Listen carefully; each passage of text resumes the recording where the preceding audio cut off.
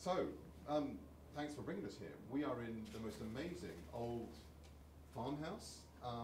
Tell me what this place is. It's called the Michiari House because of the fact that there was a very famous stonemason from this part of the world who lived in this house. And in fact, he built it for the family over 200 years ago. And to bring you up to date on that, the house was being restored about 2 years ago by the family for a reunion.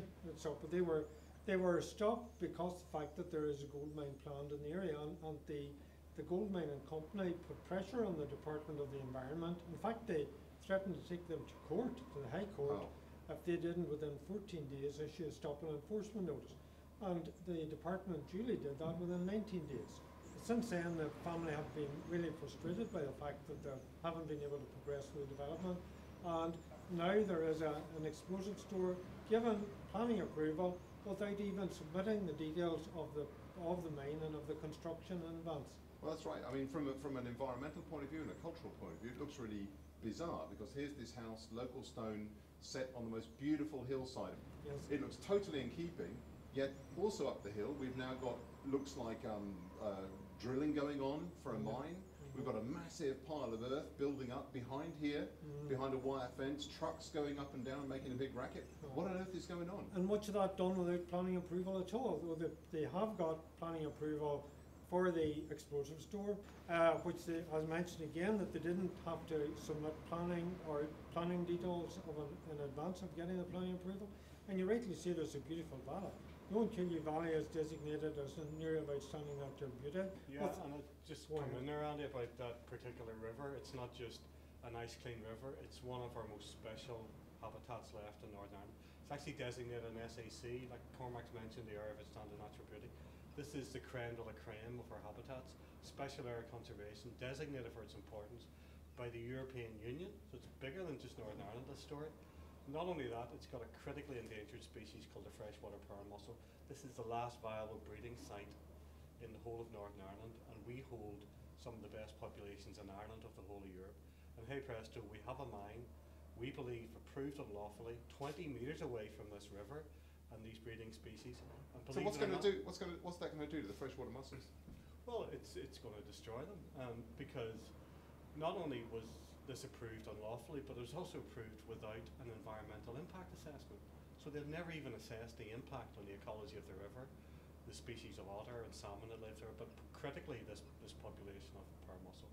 So what we have here is not only denial of human rights. You know, we're in this beautiful property, which a vernacular building, which ordinarily should comply with planning policy, but they've taken action against this building, as well as denying the rights of the river to flow naturally and the pearl mussels to survive. So this story has got everything in it. It's a story of environmental destruction. It's a story of a developer complicit, absolutely complicit, with the planning authority.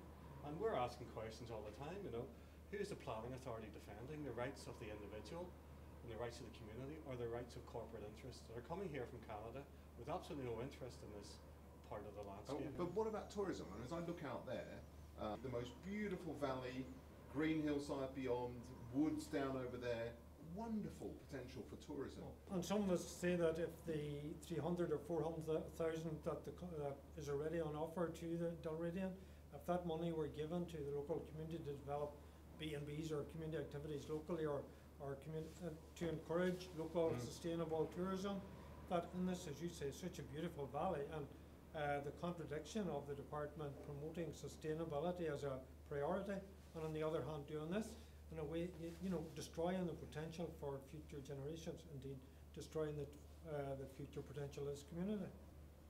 This story has never ceased to amaze us, you know, because you do everything right. You know, you read the books about lobbying, campaigning. You know, you motivate the community's already motivated. You know, you write to your Assembly Environment Committee. You engage politicians. You have protests, which Cormac and the Friends of Michiari have done outside the planning office.